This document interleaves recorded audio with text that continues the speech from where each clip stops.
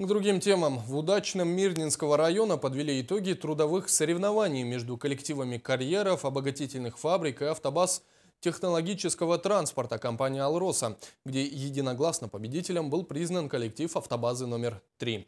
О буднях предприятия смотрите далее. По итогам первого полугодия при плане 34 миллиона 959 тысяч тонн выполнение перевозимой руды и вскрыши технологическим транспортом предприятия составило 35 миллионов 427 тысяч тонн.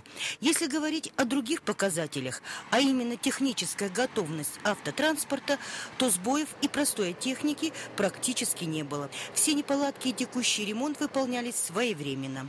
Во втором квартале текущего года для проведения промышленных испытаний в автобазу поступили 2 автопоезда «Скания» грузоподъемностью 70 тонн.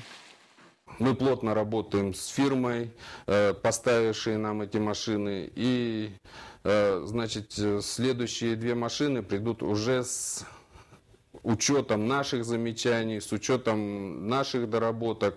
На прошлой неделе мы начали переоборудование существующих машин, уже переоборудуем кузова, то есть доводим до того состояния, чтобы эти машины работали более эффективно и более продуктивно именно в наших условиях. Во втором и третьем кварталах автосамосвалы КАТ-785Б отработали по договору в Айхальском ГОКе, где также все запланированные объемы были выполнены. Надеемся, что в следующем году мы также будем тесно сотрудничать с Айхальским ГОКом, и они нас вновь возьмут на выполнение объемов Айхальского ГОКа. И наши машины также будут продолжать трудиться в Айхальском ГОКе. Но это для нас очень хорошо, потому что мы сохраняем свой коллектив. И спасибо айхальцам, что они нас берут к себе на работу.